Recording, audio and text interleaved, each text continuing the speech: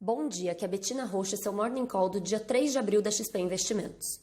O Ibovespa fechou em alta de 1,8% ontem a 72 mil pontos, seguindo expectativa de fim da guerra de preços de petróleo entre Arábia Saudita e Rússia. Ontem, os preços de petróleo registraram as maiores altas diárias de sua história, com o Brent avançando cerca de 21% e o WTI subindo 25%. Tamanha alta foi desencadeada por comentários do presidente Trump, que afirmou esperar que a Arábia Saudita e Rússia anunciem um grande corte de produção de petróleo. A imprensa estatal saudita também noticiou que o reino convocou uma reunião emergencial para que os maiores produtores discutam a situação atual do mercado, impulsionando o Brent nesta manhã em cerca de 9%. Além disso, futuros nos Estados Unidos e bolsas na Europa caem quase 1%, enquanto mercados asiáticos fecharam mais estáveis, apresentando leve queda. Nos Estados Unidos, dados divulgados ontem mostraram que 6,6 milhões de americanos solicitaram auxílio-desemprego em uma semana, o dobro da semana anterior. Economistas já estimam o desemprego em 15% para o segundo trimestre, superando os 10% alcançados na crise de 2008.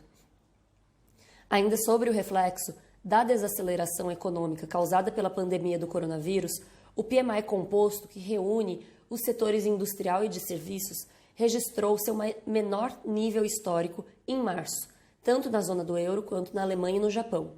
Em todas as regiões analisadas, o setor de serviços foi o mais prejudicado pela pandemia.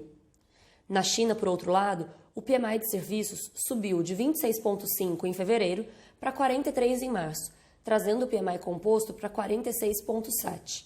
Ainda que a leitura abaixo de 50 indique contração da atividade econômica chinesa, a rápida recuperação apresentada em março chama atenção.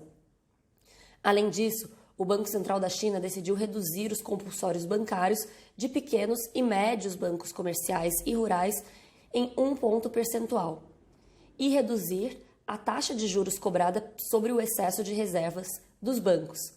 As medidas visam ampliar a concessão de crédito para pequenas e médias empresas e devem liberar cerca de 400 bilhões de yuans em liquidez no sistema bancário do país.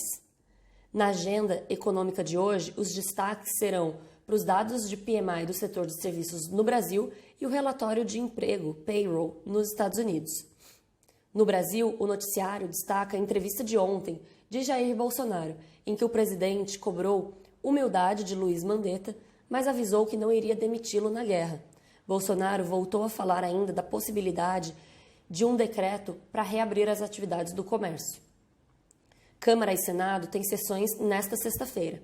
Os deputados pretendem avançar na votação da PEC do Orçamento de Guerra e do Banco Central, que prevê possibilidade de compras pelo Banco Central de títulos públicos e privados.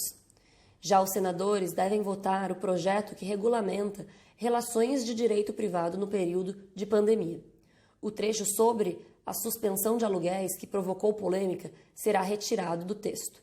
Com isso, ficamos por aqui. Bom dia a todos.